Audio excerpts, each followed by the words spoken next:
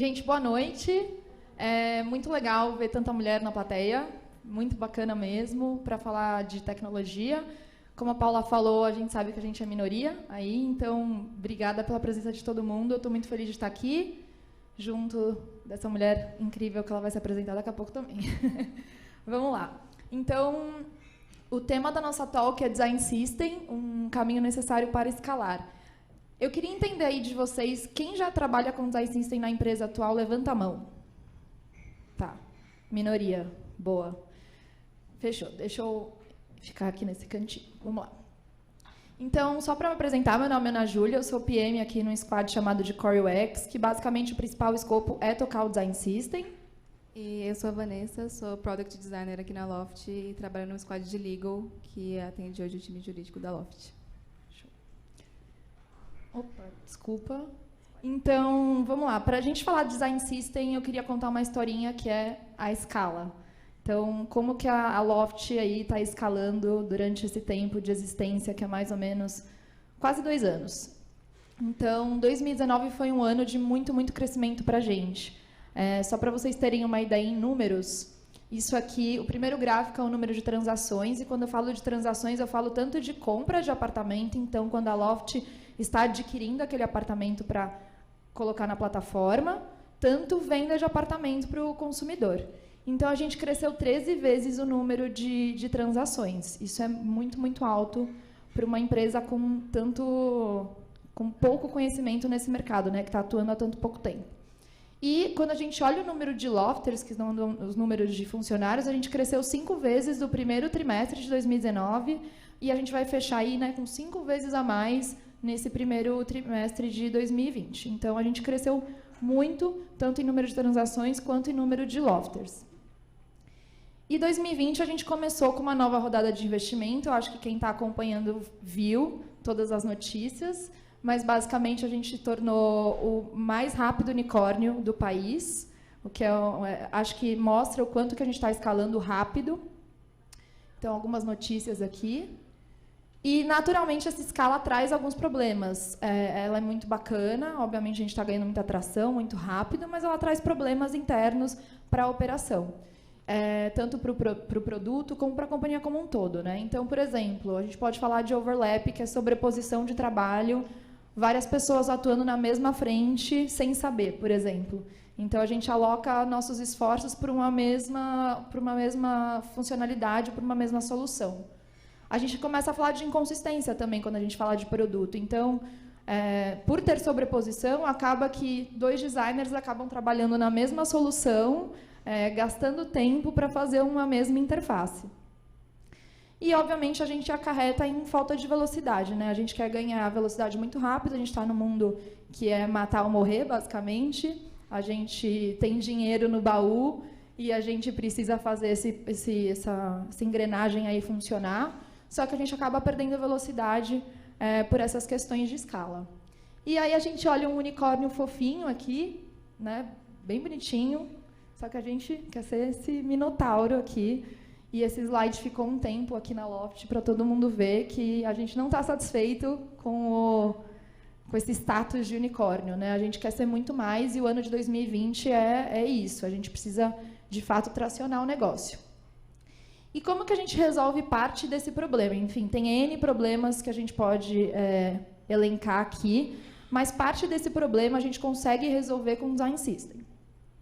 E Design System, para quem não está acostumado a trabalhar, ou para quem não conhece esse termo, basicamente ele é um conjunto, é um repositório que existem tanto guias de branding, até de tom de voz, de como se comunicar com o usuário, até todos os componentes padronizados, né?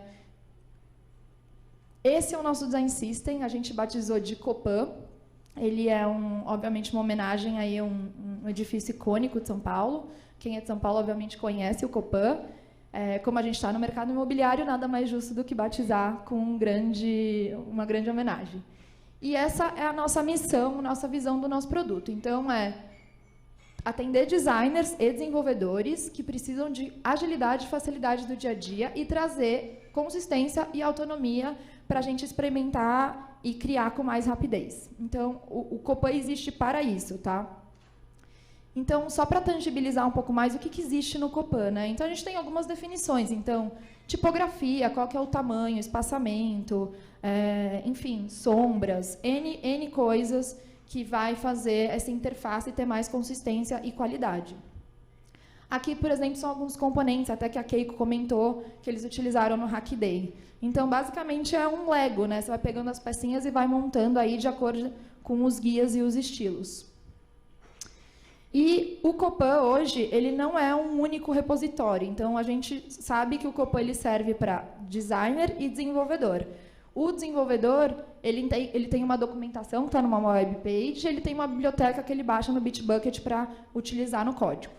Só que para o designer, ele tem outras 3 ferramentas que ele também usa. Então, a documentação está numa ferramenta chamada Zero High, eles têm o Look and Feel, que basicamente é ver como que as telas estão se comportando no Abstract, e eles também fazem as telas lá no Sketch.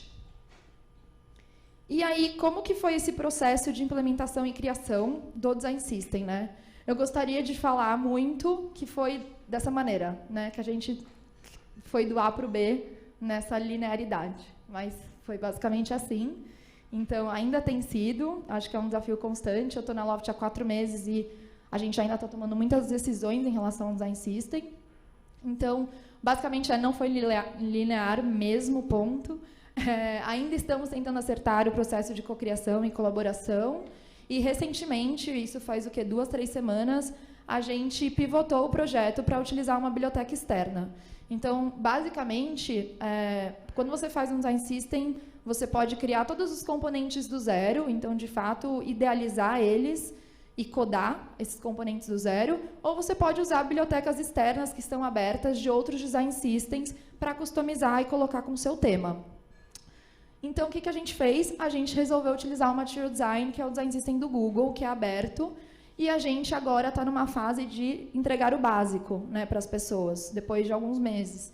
Então, a gente está customizando, inserindo e colocando no Copan para que esses builders consigam utilizar de maneira white label e transparente.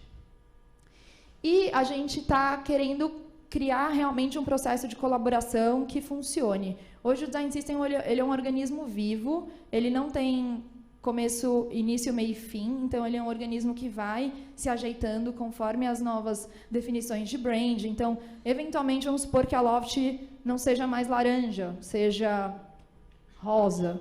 Então, a gente tem que adaptar toda a paleta de cores. Então, são coisas que vão mudando perante a novos desafios, novas situações. Então, ele tem que se adaptar e esse processo tem que ser colaborativo. Então, a gente está criando uma biblioteca, um espaço compartilhado, que a gente chama de lobby, por fazer alusão, de fato, a um lobby, a um hall, que as pessoas circulam, que as pessoas conversem. E a gente faz um fórum chamado Elevator, que é para subir os componentes para o Copan. Então, eventualmente, eu sou uma designer, estou criando, explorando um componente, eu coloco no lobby, vem o squad de Core UX, que é o meu, vê esse componente nessa biblioteca compartilhada e vê o que deve subir para o Copan, que faz sentido para todos os outros squads também. Até aí, beleza? E aí, qual que é a história aqui, né? Qual que foram os maiores aprendizados até agora? É que, primeiro, se vocês estiverem no desafio de fazer um design system, escolham suas batalhas. Então, acho que a primeira pergunta é: queremos ser velozes ou queremos ter personalidade? Porque se vocês querem ser velozes, talvez não adiante fazer tudo do zero. É mais fácil se basear em bibliotecas externas, que já tem muito, muito mais tempo e, de fato, mais consistência para você criar esses componentes. E tenha em mente que consistência é um trabalho sem fim, vai ter que ter muito follow-up, muita conversa, é um trabalho diário, não vai acabar nunca. Se você é dono do Design System, você sempre vai ter que estar se comunicando com essas pessoas que estão criando e vendo o que está surgindo. E isso é muito importante, mas não trave nunca o processo de criação. Isso é o maior erro, é um erro crasso, assim, de que não vai funcionar. Assim, as pessoas que vão utilizar o Design System, eles têm que participar desse processo de cocriação. Então, não tome as decisões sozinho, nunca. De fato, tem que ser algo democrático.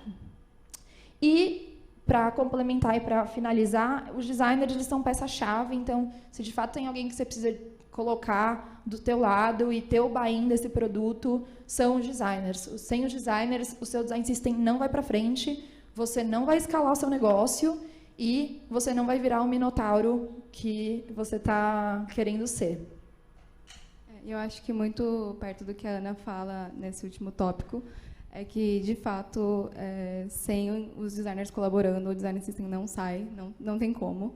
E eu acho que isso é muito parte do papel do que é ser designer dentro da Loft. Eu acho que ser designer em cada empresa, em cada lugar, é diferente. As empresas têm timings diferentes, necessidades diferentes. Mas uma coisa que eu acho que eu posso dizer para um projeto assim, que é Design System, é que a gente vai ter que sempre colaborar muito para conseguir fazer esse projeto sair. Porque quem é designer sabe que a treta de não ter um Design System é uma treta muito violenta. Eu acho que eu posso dar um exemplo de, tipo, toda vez que você quer tirar um produto do chão, um projeto do chão, e você não tem um Design System para fazer isso, você tem que fazer essas decisões toda vez. Então, toda vez você vai ter que pensar no visual, toda vez você tem que retomar decisões, escolher qual vai ser a cor do select, escolher qual vai ser o border radius do input. E toda vez, todo projeto fazendo isso. E isso torna um projeto muito lento. Isso faz a gente não escalar, isso faz a gente não ser rápido. Então, eu gosto muito de falar que Design System ele muda a rotina de um designer, né? Então, a gente para de precisar tomar esse tipo de decisão. E aí, eu gosto de mostrar um projeto, que foi o primeiro projeto que eu shippei aqui na Loft, que a gente usou o Design System e ele só saiu rápido assim porque a gente estava usando o Design System e estava usando Material.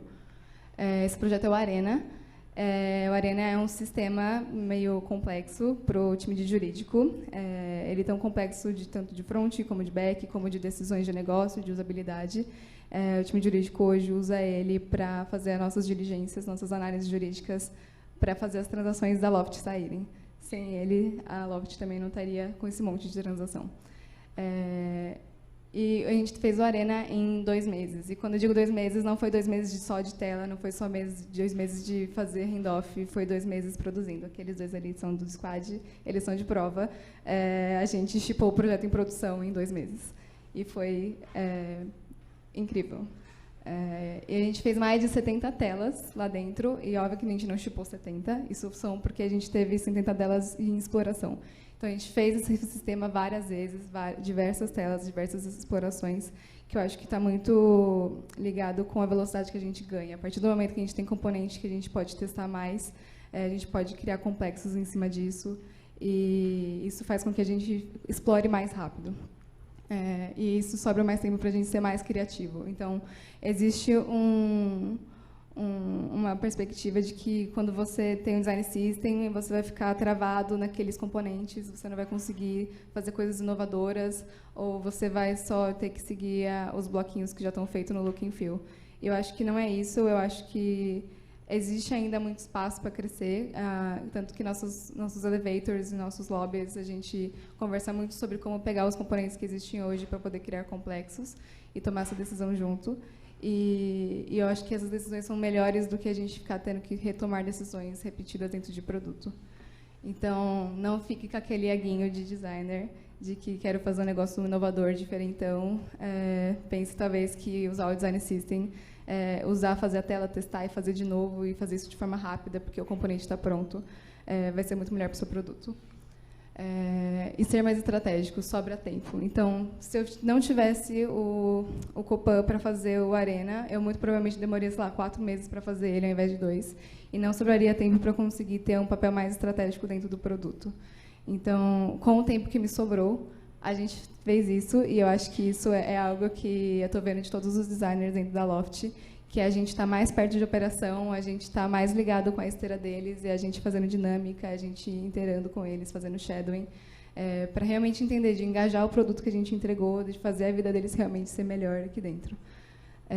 E além disso, e além de todo esse papel mais estratégico que o designer pode ter, com a sobra do tempo, já que foi muito mais rápido fazer tela, a gente também pode ser mais ligado a dados. Esse é um negócio que eu me cobro, e eu acho que é algo que designers vão ser cobrados também a partir de agora, é a gente ser mais analítico. Então, a gente não depender só dos PMs exportando o Dash no Looker para a gente, e a gente correr mais atrás desses dados e simplificar melhor esses dados, porque, que nem a Sara falou, assusta ver aquelas dashes. Então, como é que a gente simplifica melhor esses números para a gente, e a gente conseguir tomar decisões ainda mais estratégicas com esse tempo que sobra do Copan ajudando a gente. E aí, acho que a Bruna vai falar um pouquinho de dados compartilhados. Cadê? É isso, gente. Obrigada.